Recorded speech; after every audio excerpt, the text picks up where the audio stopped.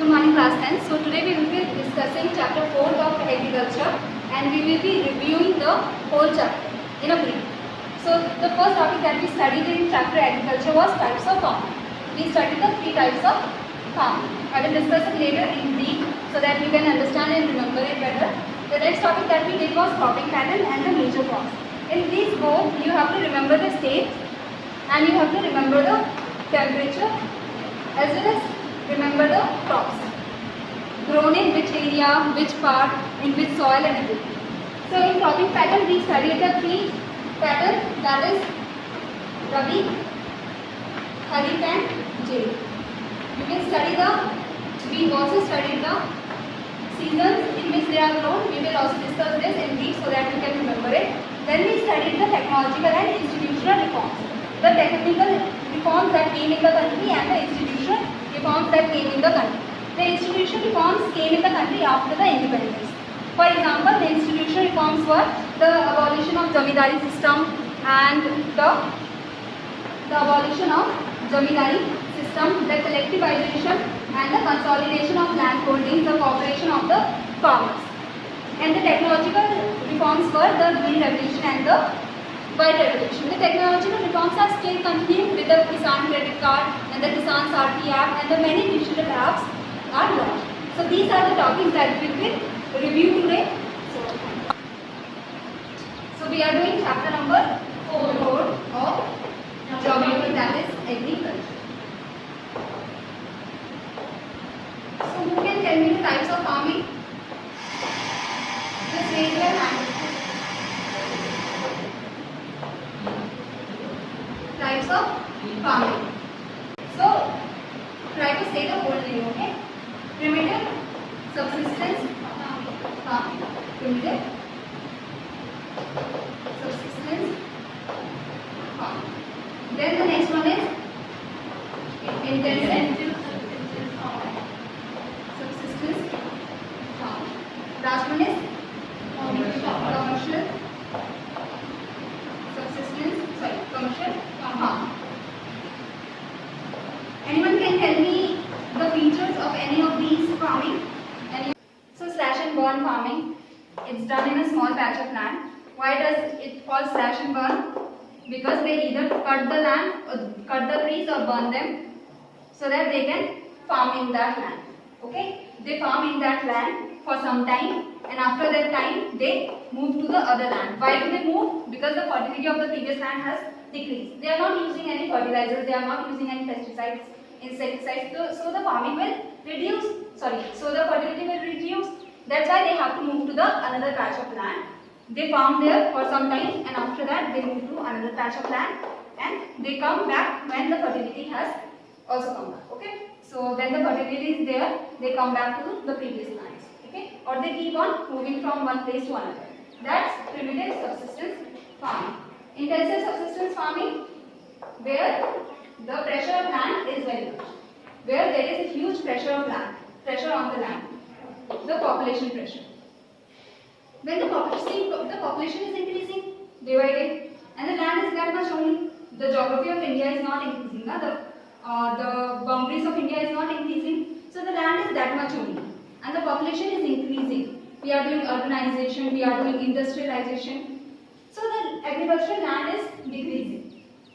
What happens when the agricultural land decreases or the population increases and the land is that much only?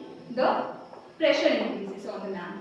Now this land has to produce more so that we can feed our people.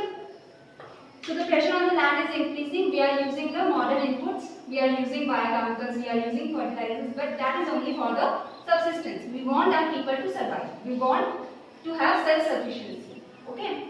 So this is intensive subsistence farming. One important point is here, right of inheritance. What happens with the right of inheritance? Anyone? When land is distributed among the successive generations. So what's your name? Ayushi. Hitesh. So as Ayushi said that what's happening, this patch of land, you people can't see? This patch of land is of one person. Okay, this whole patch of land is of one person. Now what happens if he has 4 kids? 1, 2, 3, 4. 4 sons. This patch of land is divided in 4. Now these 4 sons have like 4 more kids. So this patch of land is divided into 4, this patch of land is divided into 4, and so on. Now you can see from this big tract of land, the land is divided into such small patches. Now what happens? The government can give the farming equipment, the tractors and everything to this person. But it can't give so many farmers now. So the government can't help the farmers, the small farmers. Why? Because the government also does not have so much resources. So if the government wants to help, if it was 1 farmer or 4 farmers or 5 farmers, the government would have given them resources, the fertilizers, the chemicals, pesticides, high yielding varieties of seeds, irrigation facilities. But when the farmers have divided so much, when the land is so small, they can't just help each and every one. They can't give tractors to each and every one. That's why in intensive subsistence farming, the pressure on the land is too much, the population is increasing, the land is being divided into small land holdings, and that's why the pressure on the land increases so much more. The next one is commercial farming. In commercial farming, the farmer uses high varieties, high yield seeds to grow his crops. Commercial farming is all about when we are growing crops to sell. Okay, we are growing crops to sell. We use modern inputs in this type of farming. In commercial farming, we are growing to sell in the markets, markets.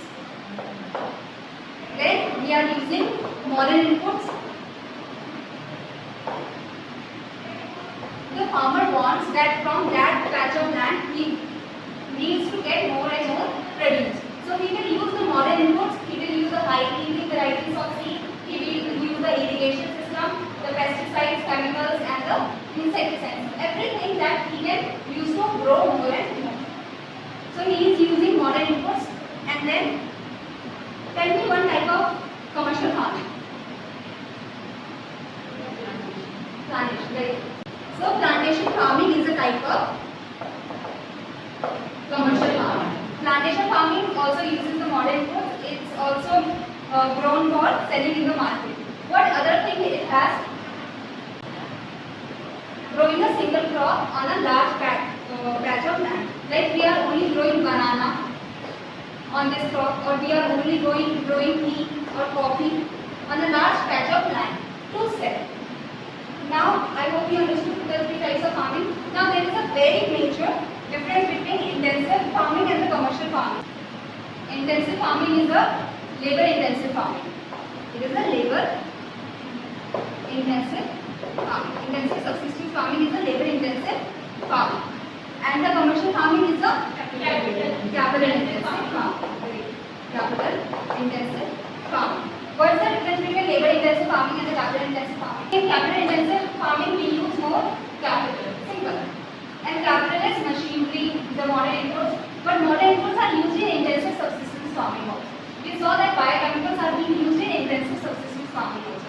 In commercial farming, we use high doses of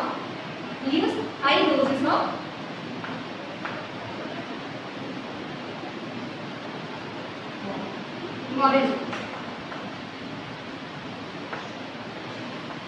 And we use machinery like tractors and irrigation, drip irrigation and the different types of irrigation and all. So we use higher doses of modern inputs and we use machinery in capital intensive. Okay, if we are using machinery, we are not using labor. Are we not using labor if we are using machinery? At a small amount we are using labor. Yes, sir. We are using labor but at a small amount. We are not using as much labor as we use in intensive farming. Okay? We use machinery more. So labor is migrated. See what happens in a plantation or commercial farming, especially, the laborers have to stay in the plantation area only. Okay? They have to stay in the plantation area only. So So they are brought from other areas. They are migrant laborers that comes to this area and have to stay in this area, in the plantation area. So in plantation farming, it is migrant labor that uses the machinery and that is farming in the plantation. In the intensive farming, it is labor intensive, more of the labor is used. Machinery is not used at that much more. So here we end the types of farming. Cropping pattern, only you have to remember the seasons, you have to remember the states, you have to remember the temperature and all. So the next topic for today is technological and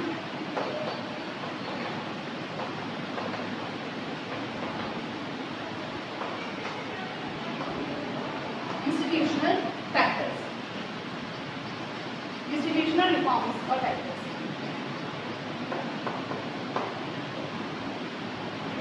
See, agriculture is very important for India's nation because most of the population is engaged in agriculture. So we have to use the technological reforms, technological change as well as the institutional change. We have to change the institution of agriculture. In Green Revolution, the technology changed. How? Because Green Revolution brought high-yielding varieties of seeds, it brought chemicals, pesticides, fertilizers and new irrigation system. So technology changed a little in the Green Revolution. But what was the problem? The problem was that Green Revolution did not spread in the whole country. It was only in some of the areas like Punjab, Haryana, Odisha and some of the major areas. So it did not spread to other areas, other states. So Green Revolution brought technological change, but it was only in some of the areas. So we need more technological change. Like I told you, Kisan Sarthi and many of the apps are launched for the farmers. Okay. Next, institutional factors or institutional reforms. Like the institution has to be changed. Land reforms are brought. That we need to collectivize the farming. We need to take on the small farms and we need to combine them so that in huge tract of land we can use the modern inputs. The government can provide tractors and the other machinery and all. So land reforms were brought to collectivize the land as well as to collectivize the farm. Collectively the farmers will grow now. As well as Zamindari system was abolished. The Zamindari system was abolished during the independence period. After that also many of the reforms came into India.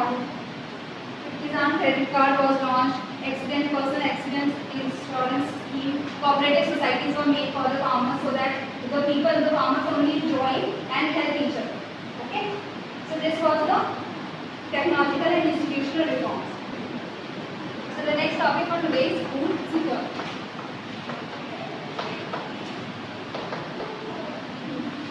I have already taught you this topic. I am just going to give you a brief about it.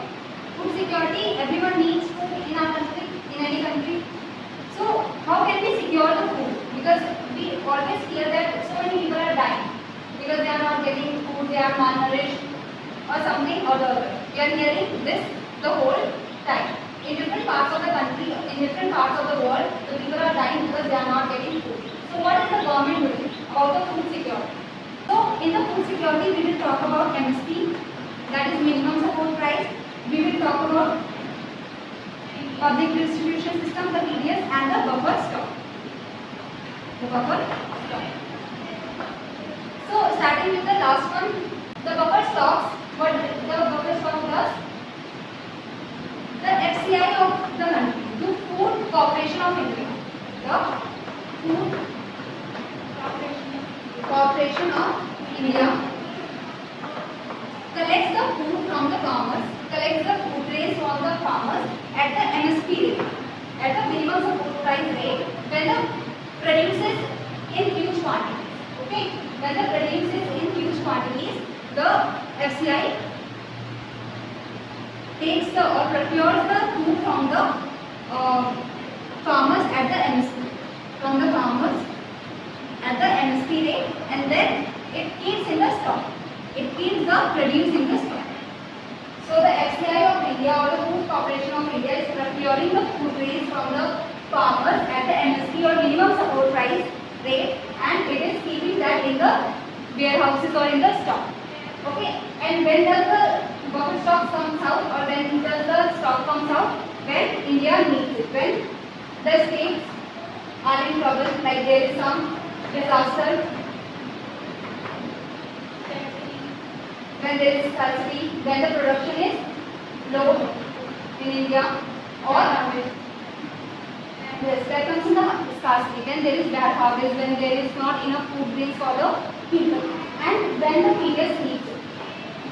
Like from where the public distribution system? Public distribution system is when we are providing the people, we are providing the poor people, the BPL, the below poverty line and the above poverty line. We are providing them with food crops, with food grains, we are providing them rice, we are providing them meat and some of the pulses. So how are they gaining, how the PDS system or the ration shops are gaining the food? They are gaining it from the Food Corporation of India, from the buffer stocks. Okay. So you understand the PDS also? You have seen the ration shops now? So from ration, anyone any question? No? So the FCI, you understand the buffer stock, we are stocking the food and we are providing it for the PDS, for the distribution. And when the disaster, when there is any disaster, like Uttarakhand disaster, there was a disaster in Odisha, the flood. So we are providing the packets of food. From where the packets of food are coming? The packets of food are coming from the stock only. Okay. Now MSP. This is very important concept. In simple language, minimum support price is price that we give to the farmers for the support of it. Okay. So minimum support price is set usually before the farm. Okay. Before the crop is harvested or even sold, the MSP is set for that period. Like for 2021-22, the price is set for the MSP crops. MSP crops are usually the crops that is harvested the most or that India needs the most. What does the India need the most? The rice. That is the staple food of India. So MSP is set for rice and wheat. Mostly there are other crops also for which MSP is set, but these two crops are the crops that India sets that the government sets the MSP the most. Okay. So rice and wheat. For this, the price is set by the government. The farmers can sell to FCI, the Food Corporation India. The farmers can sell at this MSP price. For example, let's say for example, rupees 20 is set. Okay, rupees 20 is MSP, the minimum support price that the farmers can get from the FCI. That the farmer is sell to the government organization, they can get rupees 20. But if rupees 25 is in the market, why will they sell the government? They want. And the farmers has the right. The farmers are independent to sell to the market or the FCI, the government. Okay. So usually the MSP is higher or at good level. Okay. And when the harvest is much, the prices go from. So today I can say the price is 25, but in the next period maybe the price goes down to 10 rupees only, because the harvest is so good that everyone is selling and it's in huge quantities. And at that time it is not needed much. So the prices in the market goes down to rupees 20. At that time the farmers will sell to the FCI. Okay. Understood the whole concept of MSP? Simple. MSP is the minimum support price. The minimum price that is given to the farmers for their farm or the food crops by the FCI or Food Corporation of India, or we can say it is a government organization that takes the farm from the. We will discuss the NCERT questions. The first question is, which one of the following describes a system of agriculture where a single crop is grown on a large area? So which is that type of crop or farming in which in a single large area a single crop is grown? That is plantation agriculture. So it is plantation agriculture. Which one of the following is a rabi crop? The rice, millets, cotton or gram? Which one is a rabi crop? It is gram. Which one of the following is a leguminous crop? So among the options, the leguminous crop is pulses. Which one of the following is announced by the government in support of a crop? So which is a price which is for the support of the crop or in the support of the farmer? It is minimum support price. So the next question is, answer the following questions in 30 words. So this is a short question type, short answer type question. Name one important beverage crop and specify the geographical conditions required for its growth. So in this you can just define or name one beverage crop that is among the tea and coffee, and you can specify the geographical conditions required, like the rain it needs and the temperature it needs and everything. Name the staple crop of India. Which is the staple crop of India? The rice is the staple crop of India. And the regions where it is produced, you can just read the topic once again and you will see in that the regions where it is produced. We saw that it was grown in Haryana and some places of Odisha, the coastal regions of Odisha, as well as Punjab. So after this, the next question is, Enlist the various reform programs introduced by the government in the interest of farmers. So institutional reforms, we saw the abolition of Jamindari system and the collectivization, the consolidation of land holdings, the cooperation, as well as the MSP, or the help that the government do for the farmer, the subsidy that the government gives to the farmers,